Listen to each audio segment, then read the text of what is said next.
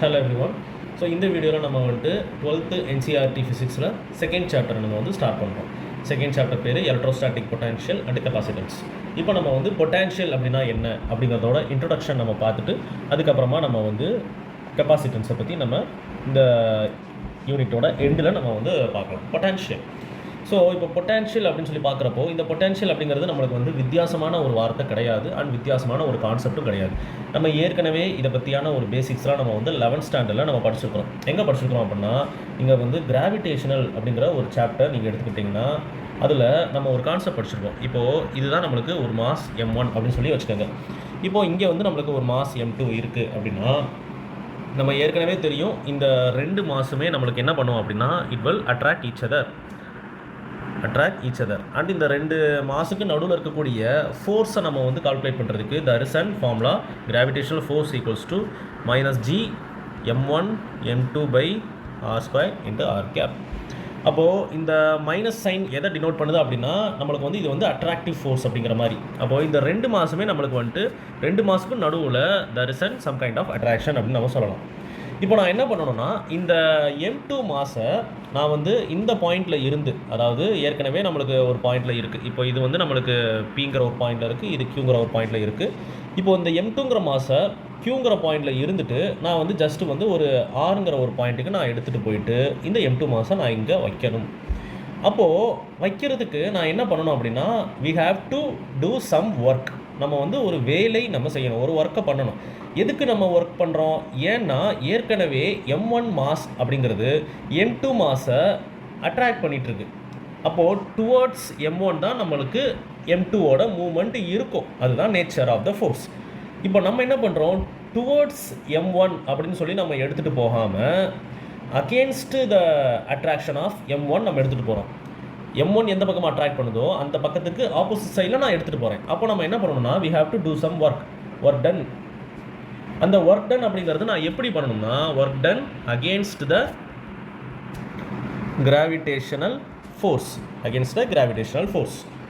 அப்போது இங்கே நீ டபிள்யூவை நம்ம எப்படி ரெப்ரசன்ட் பண்ணலாம்னா W = -F.dr, அதாவது ஃபார்முலாவில் F.dr அப்படின்னு சொல்லி போடுறப்போ இது நம்மளுக்கு FG. அந்த FGயில் நம்மளுக்கு எப்படி இருக்குன்னா -Fg.dr அப்படின்னு சொல்லிட்டு இருக்கும். FG vector dot dr vector. அப்போ நெகட்டிவ் சைன் நம்மளுக்கு எதை டினோட் பண்ணுதுன்னா work has to be done against the gravitational force அப்படிங்கிற மாதிரி நம்மளுக்கு மீனிங் வரும். இப்போது இது ஒர்க் டன், சரி ரைட்டு. இப்போ நீங்கள் என்ன பண்ணுறீங்க, ஒரு ஒர்க்கை பண்ணி நீங்கள் வந்து இந்த Rங்கிற ஒரு பாயிண்டில் கொண்டு போயிட்டு அந்த M2 மாஸை ஃபிக்ஸ் பண்ணிட்டீங்க. ஃபிக்ஸ் பண்ணி நீங்கள் ஒரு ஃபோர்ஸை கொடுத்துக்கிட்டே இருக்கிறீங்க. ஏன் அப்படின்னா நீங்கள் ஒரு ஃபோர்ஸை கொடுத்துக்கிட்டே இருந்தால் மட்டும்தான் அந்த M2 மாஸ் அப்படிங்கிறது R பாயிண்டில் இருக்கும். நம்ம வந்து அட்ராக்ஷன் அப்படிங்கிற ஒரு ஃபோர்ஸை தாண்டி நீங்கள் ஒரு ஃபோர்ஸை கொடுத்து அங்கே கொண்டு போய் வச்சுருக்கிறீங்க. இப்போ நீங்கள் கொடுக்குற அந்த ஒரு ஃபோர்ஸை வந்து எக்ஸ்டர்னல் ஃபோர்ஸ் அப்படின்னு சொல்லி வச்சுக்கோங்க, எக்ஸ்டர்னல் ஃபோர்ஸ். அப்போ இந்த எக்ஸ்டர்னல் ஃபோர்ஸ் நீங்கள் கொடுக்குறத நிப்பாட்டிட்டீங்க அப்படின்னா மறுபடியும் நம்மளுக்கு இந்த ஆர் பாயிண்டில் இருக்கக்கூடிய M2வை இந்த M1 மாஸ் என்ன பண்ண ஆரம்பிச்சிடும், அட்ராக்ட் பண்ண ஆரம்பிச்சிடும். அப்போ அட்ராக்ட் பண்ணி அப்படியே தன்னை நோக்கி அட்ராக்ட் பண்ணிடுச்சுன்னா அது கொஞ்சம் கொஞ்சமாக நம்மளுக்கு அதனோட மூமெண்ட் எப்படி இருக்கும்னா அப்படியே நம்மளுக்கு இங்கேருந்து அப்படியே இங்கே வர ஸ்டார்ட் பண்ணிடும். அப்போ நீங்கள் எக்ஸ்டர்னல் ஃபோர்ஸை கொடுத்துக்கிட்டே இருந்தால் மட்டும்தான் அங்கே நம்மளுக்கு ஆர் பாயிண்டில் நம்மளுக்கு அந்த M2 மாஸ் இருக்கும், இல்லைனா நம்மளுக்கு M2 மாஸ் இருக்காது. அப்போது when you stop giving the external force, நம்மளுக்கு வந்து when the external force is removed, the mass will go to original position. அந்த மாதிரி நம்ம வச்சுக்கலாம். ஏற்கனவே இருந்த இடம் இல்லை, நம்மளுக்கு அட்ராக்ஷன் பண்ணி M1 பக்கத்தில் போகுது அப்படிங்கிற மாதிரி நம்ம வச்சுக்கலாம். ரைட். இப்போ எக்ஸ்டர்னல் ஃபோர்ஸ்லாம் நீங்கள் கொடுக்குறீங்க. ரைட். இப்போ நீங்கள் எக்ஸ்டர்னல் ஃபோர்ஸு கொடுத்துருக்கிறீங்க, ஆர் பாயிண்டில் போய் வச்சுருக்கிறீங்க. இந்த சினாரியோலேயே நீங்கள் வந்து நில்லுங்க. இப்போது இந்த சினாரியோவில் நீங்கள் கொடுத்துருக்கிற ஒர்க் டன் அந்த ஆர் பாயிண்டில் போயிட்டு என்னவா நம்மளுக்கு சேவ் ஆகும், potential energy of the mass at that particular point. நீங்கள் கொடுக்குற ஒர்க் டன் தான் நம்மளுக்கு அந்த பாயிண்டில் பொட்டன்ஷியல் எனர்ஜியாக சேவ் ஆகும் அப்படிங்கிற கான்செப்டையும் நம்ம 11th ஸ்டாண்டர்டில் கிராவிடேஷன் சாப்டரில் படிச்சிருப்போம். அப்போது நீங்கள் இது எல்லாமே ஒரு ரீகால் பண்ணுற மாதிரி நம்மளுக்கு இருக்கட்டும். அப்போ வந்து நான் வந்து இதை எப்படி எழுதுறேன்னா when an external force, right, so ஒரு external force when an external force does work in taking a body from one point to another against a force, that particular work is stored as potential energy of the body at that point. ரைட்டா? அப்போ வந்து இதெல்லாம் நம்மளுக்கு ஏற்கனவே தெரிஞ்சிடலாம். இப்போ நீங்கள் வந்துட்டு external ஃபோர்ஸை ரிமூவ் பண்ணிட்டீங்கன்னா அந்த ஆப்ஜெக்ட் நம்மளுக்கு என்ன ஆயிருக்கும், இந்த mass will go to the original position அப்படின்னு சொல்லியிருக்கிறோமா. அப்போ நீங்கள் எக்ஸ்டர்னல் ஃபோர்ஸை ரிமூவ் பண்ணிட்டீங்கன்னா நம்மளுக்கு என்ன நடக்கும், இந்த பாடி மூவ்ஸ் அண்டு பாடி மூவ் ஆயிடுச்சு அப்படின்னாலே நம்மளுக்கு பொட்டான்ஷியல் எனர்ஜி என்னவா மாறிடும், potential energy is converted into kinetic energy. அப்போ நம்மளுக்கு பொட்டான்ஷியல் எனர்ஜி ஏற்கனவே இருந்த பொட்டான்ஷியல் எனர்ஜி என்ன ஆக ஆரம்பிச்சிடும்னா டிக்ரீஸ் ஆக ஆரம்பிச்சிடும், கைனடிக் எனர்ஜி என்ன ஆகும்னா நம்மளுக்கு இன்க்ரீஸ் ஆக ஆரம்பிச்சிடும். பட் நம்ம total energy of the system அப்படின்னு சொல்லி பார்க்குறப்ப, டோட்டல் எனர்ஜி ஆஃப் சிஸ்டம் அப்படின்னு சொல்லி பார்க்குறப்ப இட் ரிமைன்ஸ் கான்ஸ்டன்ட். ஏன்னா ஒரு ஃபார்ம் ஆஃப் எனர்ஜி நம்மளுக்கு இன்னொரு ஃபார்மாக நம்மளுக்கு மாறுது. இங்கே நம்மளுக்கு பொட்டான்ஷியல் எனர்ஜி தான் நம்மளுக்கு கைனடிக் எனர்ஜியாக மாறுது. அப்படி இதை நம்ம என்ன சொல்லுவோம் அப்படின்னா, இதை தான் நம்ம என்ன சொல்லுவோம், law of conservation of energy அப்படின்னு சொல்லலாம். இல்லை அப்படின்னா இந்த டைப் ஆஃப் ஃபோர்ஸை நம்ம வந்து கன்சர்வேட்டிவ் ஃபோர்ஸ் அப்படின்னு சொல்லலாம். அப்போ இங்கே என்ன ஃபோர்ஸ் நம்மளுக்கு இன்வால்வ் ஆகிருக்கு, gravitational force.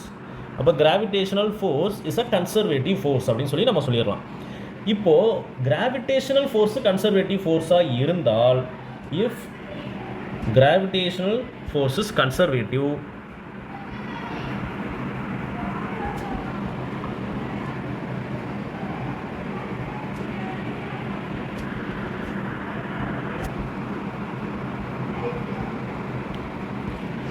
if gravitational force is conservative, then Coulomb force is also conservative.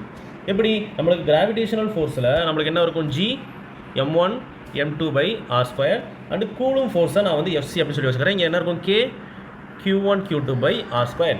இது வந்து நம்ம கிராவிடேஷனல் ஃபோர்ஸ் அப்படிங்கிறது ரெண்டு மாஸ்க்கு நடுவில் இருக்கிற ஃபோர்ஸு, இது நம்மளுக்கு ரெண்டு சார்ஜுக்கு நடுவில் இருக்கிற ஃபோர்ஸ். நம்மளுக்கு ரெண்டுமே எப்படி இருக்குன்னு பார்த்தா நம்மளுக்கு inversely proportional to square of distance between them அப்படின்னு சொல்லலாம். அப்போ ரெண்டு ஃபோர்ஸுமே நம்மளுக்கு வந்து inverse square dependence on distance அப்படின்னு சொல்லலாம். Inverse square dependence on distance அப்படின்னு நம்ம சொல்லலாம். அப்போது கிராவிட்டி அப்படிங்கிறது நம்மளுக்கு ஒரு கன்சர்வேட்டிவ் ஃபோர்ஸாக இருந்தால் கண்டிப்பாக நம்மளுக்கு வந்து கூலும் ஃபோர்ஸுமே கன்சர்வேட்டிவ் ஃபோர்ஸ் அப்படின்னு சொல்லலாம்.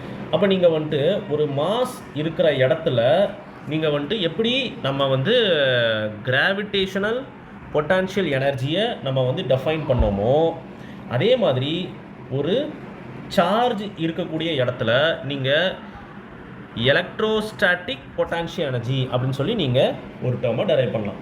ஜஸ்ட் டிட்டோ தான். நான் அதனால தான் வந்து என் ஸ்டூடெண்ட்ஸ்ட்டெல்லாம் வந்து நான் டீச் பண்ணுறப்ப சொல்லுவேன், கிராவிட்டி அந்த சாப்டர் நீங்கள் உங்களுக்கு நல்லா அண்டர்ஸ்டாண்ட் ஆயிடுச்சு அப்படின்னா நம்மளுக்கு வந்துட்டு 12th ஃபஸ்ட்டு சாப்டருக்கான பேசிக்ஸ் வந்து உங்களுக்கு நிறையா கிடைக்கும். ஏன்னா அப்படியே நம்மளுக்கு டிட்டோவாக தான் இருக்கும் அப்படிங்கிற மாதிரி நான் சொல்லுவேன். அப்போது கிராவிடேஷனல் பொட்டான்ஷியல் எனர்ஜியை நம்ம வந்துட்டு பொட்டான்ஷியல் எனர்ஜி அப்படின்னு சொல்கிறோம். அப்போ நம்ம U ஈக்குவல்ஸ் நம்ம படிச்சிருப்பீங்க, U equals G capital mm by r2 அப்படிங்கிற மாதிரி நீங்கள் படிச்சிருப்பீங்க. ஸோ இதே தான் நம்மளுக்கு வந்து இங்கே நம்ம டெரைவ் பண்ண போகிறோம். நம்ம வந்து அது ஒரு 2-3 டாபிக் அப்புறம் இருக்கும், நம்ம இப்போ பார்க்கலாம். சரி, ஓகே. இப்போ நான் வந்து மாஸோட கான்செப்டுக்குள்ளே இருந்து ஜஸ்ட் உங்களுக்கு ரீகால் மாதிரி போய் நான் இப்போ தான் நான் என்ன பண்ணுறேன் அப்படின்னா ஒரு சார்ஜுங்கிற ஒரு கான்செப்டுக்குள்ளே நான் வர்றேன். ஓகே, இப்போது now consider a charge capital Q placed at ஆரிஜினில் நான் வச்சுருக்கிறேன். ஸோ இதுதான் நம்மளுக்கு ஆரிஜின் O அப்படின்னு சொல்லி வச்சுருக்காங்க. ஸோ வந்து இது கேபிட்டல் Q அப்படின்னு சொல்லி நான் வச்சுருக்கிறேன். இப்போது இந்த கேபிட்டல் Q அப்படிங்கிற சார்ஜில் இருந்து சம் டிஸ்டன்ஸில் நம்மளுக்கு வந்து இப்படி பண்ணுறேன். கேபிட்டல் Q இந்த இடத்துல ஒரு ஆறுங்கிற ஒரு பாயிண்டில் ஒரு ஸ்மால் சார்ஜை நான் வச்சுருக்கிறேன். இந்த சார்ஜை நம்ம வந்து சோர்ஸ் சார்ஜ் அப்படிங்கிற மாதிரி நம்ம சொல்லலாம். இதை வந்து டெஸ்ட் சார்ஜு அப்படிங்கிற மாதிரி நம்ம எடுத்துப்போம். ஓகே, இப்போது நான் என்ன பண்ணணும் அப்படின்னா இந்த டெஸ்ட் சார்ஜை ஆறுங்கிற பாயிண்டில் இருந்து இந்த Pங்கிற பாயிண்ட்டுக்கு நான் வந்துட்டு மூவ் பண்ணி நான் கொண்டு வரணும். ஆனால் நம்மளுக்கு கான்ஃபிகரேஷன் எப்படி இருக்குன்னு பார்த்தா நம்மளுக்கு வந்துட்டு இங்கே இருக்கக்கூடிய கேபிட்டல் Qவும் நம்மளுக்கு பாசிட்டிவ் சார்ஜாக தான் இருக்குது, இந்த டெஸ்ட் சார்ஜுமே நம்மளுக்கு பாசிட்டிவ் சார்ஜ் தான். அப்போது there will be repulsion between the both charges. நம்மளுக்கு ரெண்டு சார்ஜஸ்க்கு நடுவில் இருக்கிற ரிப்பல்ஷன் நம்மளுக்கு இருக்கும். அந்த ரிப்பல்சிவ் ஃபோர்ஸை தாண்டி நீங்கள் வந்துட்டு ஒரு ஒர்க்கை நீங்கள் வந்து பண்ணி நம்ம கொண்டு வந்து வைக்கணும். அப்போ வந்து நம்ம என்ன சொல்கிறோம், இப்போ நம்மளுக்கு பாயிண்ட் பி இருக்குது. நம்ம என்ன பண்ண போகிறோம்னா ஒரு டெஸ்ட் சார்ஜை நம்மளுக்கு ஆர்லேருந்து பிக்கு நம்ம எடுத்துகிட்டு வர போகிறோம் ரிப்பல்சிவ் ஃபோர்ஸை தாண்டி. அப்போ இதெல்லாம் நம்ம பண்ணுறதுக்கு முன்னாடி சில அசம்ஷன்ஸ் நம்மளுக்கு வந்து நம்ம பண்ணியிருப்போம் இந்த கான்செப்டில். என்ன அப்படின்னா ஃபஸ்ட்டு நம்மளுக்கு இந்த கியூங்கிற ஒரு டெஸ்ட் சார்ஜ் அப்படிங்கிறது வந்து ஒரு ஸ்மால் மேக்னிடியூடில் இருக்கக்கூடிய ஒரு சார்ஜ் அப்படிங்கிற மாதிரி நம்ம வச்சுருக்கணும். ஏன் அப்படின்னா நீங்கள் வாட்டில் வந்துட்டு இப்போ கேபிட்டல் கியூவோட வேல்யூ வந்து நம்மளுக்கு ஒரு 5 கூலும் அப்படின்னு வச்சுக்கோங்களேன். இந்த ஸ்மால் கியூவோட வேல்யூ வந்து நம்மளுக்கு ரொம்ப ரொம்ப கம்மியான ஒரு சார்ஜாக தான் இருக்கணும். அப்போ வந்து ஸ்மால் கியூ அப்படிங்கிறது வந்து ஒரு மைக்ரோ கூலுமில் இருந்தால் தான் நம்மளுக்கு இந்த கேபிட்டல் கியூக்கு எந்த பாதிப்புமே வராது. அதாவது கேபிட்டல் கியூ எந்த இடத்துல இருக்குதோ அதே இடத்துல தான் இருக்கணும். அதை நம்ம டிஸ்டர்ப் பண்ணக்கூடாது. இப்போ நீங்கள் வாட்டில் வந்துட்டு ஸ்மால் கியூவோட சார்ஜை வந்து ஒரு 10 கூலும் எடுத்துகிட்டு வந்துட்டிங்கன்னா நீங்கள் வந்துட்டு இங்கேருந்து இந்த ஆர்லேருந்து இந்த பாயிண்ட்டுக்கு இங்கே நகர்த்தி கொண்டு போகிறப்ப நீங்கள் 10 கூலும் சார்ஜ் இங்கிட்டு வந்துக்கிட்டு இருக்குன்னா இங்கே இருக்கக்கூடிய 5 கூலும் சார்ஜ் வேறு கிட்ட ஓடி போயிடும். அப்போ நம்ம வந்து ஒரு சோர்ஸ் சார்ஜையும் நம்ம டிஸ்டர்ப் பண்ணுற மாதிரி நம்மளுக்கு ஆயிடும். அதனால் நம்ம என்ன சொல்கிறோம் அப்படின்னா டெஸ்ட் சார்ஜுங்கிறத வந்து நம்ம ஸ்மால் மேக்னிடியூடாக இருக்கணும். So that it will not disturb the source charge. அடுத்தது ரெண்டாவது, நம்ம வந்து ஆர் பாயிண்டில் இருந்து இந்த பி பாயிண்ட்டுக்கு நம்ம எடுத்துகிட்டு வர போகிறோம். எடுத்துகிட்டு வர்றப்ப கண்டிப்பாக நம்மளுக்கு ஒரு எக்ஸ்டர்னல் ஃபோர்ஸ் நீங்கள் கொடுக்கணும். எதுக்காகனா நம்மளுக்கு இந்த 2 சார்ஜுக்கும் நடுவில் நம்மளுக்கு ஒரு ரிப்பல்ஷன் இருக்கும். இந்த ரிப்பல்ஷனை பிரேக் பண்ணுற மாதிரி நீங்கள் ஒரு எக்ஸ்டர்னல் ஃபோர்ஸ் கொடுத்தால் மட்டும்தான் அந்த ஆர் பாயிண்ட்லேருந்து பி பாயிண்ட்டுக்கு எடுத்துகிட்டு வர முடியும். அப்போ ஆர்லேருந்து பிக்கு எடுத்துகிட்டு வர்றப்ப நம்ம என்ன பண்ண போகிறோம்னா we are going to apply some external force. அந்த எக்ஸ்டர்னல் ஃபோர்ஸ் அப்படிங்கிறது நம்ம எப்படி இருக்கணும்னா external force should be just enough to overcome the repulsive force. அந்த எக்ஸ்டர்னல் ஃபோர்ஸுங்கிறது ஏற்கனவே இந்த கேபிட்டல் கியூ கொடுக்கக்கூடிய ஃபோர்ஸை விட கிரேட்டராக இருக்கக்கூடாது. அப்போ எப்படி இருக்கணும்னா நீங்கள் கொடுக்கக்கூடிய எக்ஸ்டர்னல் ஃபோர்ஸ் அப்படிங்கிறது ஏற்கனவே இந்த கேபிட்டல் கியூ கொடுக்கக்கூடிய ஃபோர்ஸுக்கு ஈக்குவலாக இருக்கணும். பட் நம்மளுக்கு கண்டிப்பாக ஆப்போசிட்டில் இருக்கும். அதனால் ஒரு மைனஸ் நம்ம போட்டுப்போம். சரி, ஓகே. இப்போ நம்ம வந்து ஒரு டெரிவேஷன், சும்மா ஒரு சின்ன டெரிவேஷனுக்குள்ளே போயிடலாம். நம்ம வந்து இப்போ என்ன பண்ண போகிறோம், work done by external force in moving Q from R to P. அப்போ ஒர்க் டனோட ஃபார்முலா நம்மளுக்கு என்ன அப்படிங்கிறது தெரியும். ஆரில் இருந்து பிக்கு கொண்டு போகிறதுக்கு ஒர்க் டனோட ஃபார்முலா நம்மளுக்கு F vector dot D R vector அப்படின்னு சொல்லி படிச்சுப்போம். எஃப் டாட் டிஆர் அப்படின்னு சொல்லி வச்சுக்கிறேன். இது நம்மளுக்கு எஃப் எக்ஸ்டர்னல் அப்படின்னு சொல்லி வச்சுப்போம். அண்ட் இங்கே நம்ம இன்டகிரேஷன் நம்ம யூஸ் பண்ணணும். எதுக்காக அப்படின்னா நம்ம ஆர் பாயிண்ட்லேருந்து பி பாயிண்ட்டுக்கு நம்ம எடுத்துகிட்டு போக போகிறோம் அப்படின்னு சொல்லி ஆர் பாயிண்ட்லேருந்து பி பாயிண்ட்டுக்கு எடுத்துகிட்டு போக போகிறோம். அண்டு நம்மளுக்கு முக்கியமாக இங்கே நம்மளுக்கு ஒரு மைனஸ் சைன் நம்மளுக்கு வரும். ஏன் அப்படின்னா work done is done against the electrostatic repulsive force. Work done is done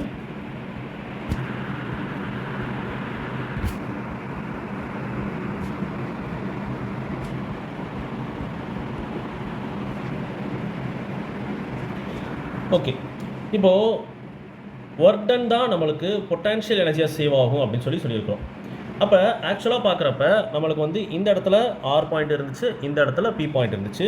so இந்த இடத்துல நம்மளுக்கு there will be some potential energy, அதை நம்ம யூஆர் வச்சுப்போம். இந்த இடத்துல there will be some potential energy, that will be U P. இப்போது நம்ம இங்கேருந்து இங்கே மூவ் பண்ணி நம்ம வந்து எடுத்துகிட்டு போகிறப்போ நம்ம ஒர்க் பண்ணுறோம். அப்போது இங்கே இருக்கக்கூடிய பி பாயிண்ட்டில் இருக்க நம்ம மூவ் பண்ணி வச்சதுக்கு அப்புறமா இந்த பி பாயிண்டில் இருக்கக்கூடிய பொட்டன்ஷியல் எனர்ஜி நம்மளுக்கு எப்படி இருக்கும் அப்படின்னு பார்த்தா நம்மளுக்கு potential energy will be change in potential energy U P minus U R. This amount will be இந்த அமௌண்ட் எங்கேருந்து வந்துச்சு அப்படின்னா this amount came from work done. நம்ம பண்ணுற ஒர்க் டன் தான் இங்கே இருக்கக்கூடிய பொட்டன்ஷியல் எனர்ஜியாக மாறுது.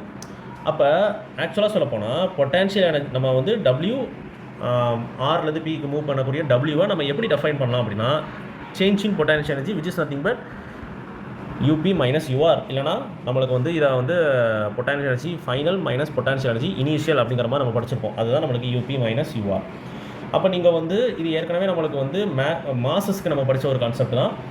அப்போது இங்கே நம்ம என்ன சொல்ல போகிறோம் அப்படின்னா potential energy difference between 2 points is work done to bring a charge from one point to another. Okay, right. அப்போ வந்து ஒர்க் டனோட ஒரு ஸ்மால் ஈக்குவேஷன் அப்படிங்கிற மாதிரி நம்ம டெரைவ் பண்ணியிருக்கோம். அண்டு இந்த ஒரு ஃபார்முலாவை நம்ம இன்னமும் கொஞ்சம் சிம்பிளிஃபை பண்ணணும் அப்படிங்கிறதுக்காக நம்ம என்ன பண்ணுறோம் அப்படின்னா, இந்த ஆர் பாயிண்டில் இருந்து பி பாயிண்ட்டுக்கு நம்ம எடுத்துகிட்டு வர்றோம் அப்படின்னு சொல்லி சொன்னோமா. Let's assume this R point is at infinity. அந்த ஆர் பாயிண்ட் நம்மளுக்கு எங்கே இருக்குது அப்படின்னா இன்ஃபினிட்டியில் இருக்குது அப்படிங்கிற மாதிரி அஷ்யூம் பண்ணிப்போம்.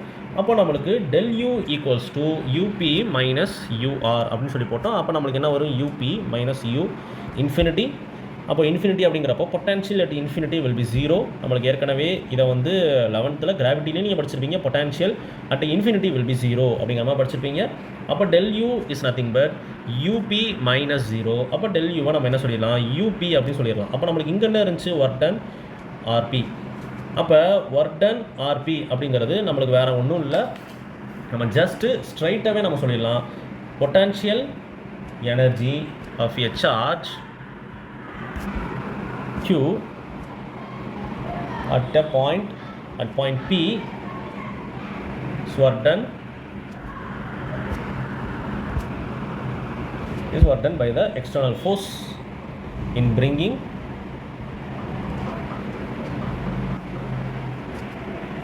charge Q from infinity to point P. Okay, right.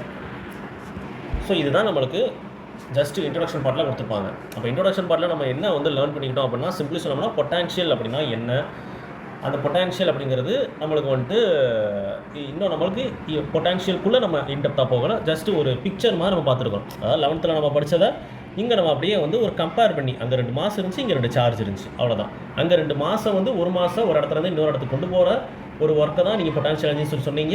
இங்கே அதே இது 2 சார்ஜை நீங்கள் ஒரு இடத்துலேருந்து இன்னொரு இடத்துக்கு கொண்டு போகிற ஒரு ஒர்க் என்ன, இங்கே நம்ம எலக்ட்ரோஸ்டாட்டிக் பொட்டான்ஷியல் எனர்ஜி அப்படின்னு சொல்கிறோம். அப்போ பொட்டான்ஷியல் எனர்ஜி அப்படிங்கிறது வேறு ஒன்றும் கிடையாது, நம்மளுக்கு வந்து work done in moving a charge from one point to another அப்படிங்கிற மாதிரி. ஸோ இதெல்லாம் தான் நம்மளுக்கு இன்ட்ரொடக்ஷன் பார்ட்டில் இருக்கும். அப்போது இந்த இன்ட்ரொடக்ஷனில் நீங்கள் வந்து ஒர்க் டன்னா என்ன, அந்த ஒர்க் டன் அண்ட் பொட்டான்ஷியல் எனர்ஜினா என்ன அப்படிங்கிற ஒரு பேசிக் ஐடியாவோட நம்ம வந்து நெக்ஸ்ட்டு கான்செப்ட் எலக்ட்ரோஸ்டாட்டிக் பொட்டான்ஷியல் அப்படிங்கிற ஒரு கான்செப்ட்டுக்கு உள்ளே நம்ம மூவ் ஆன் பண்ணி போகலாம். ஓகே, ஸோ நம்ம நெக்ஸ்ட் வீடியோவில் நம்ம டிஸ்கஸ் பண்ணலாம். Until then by.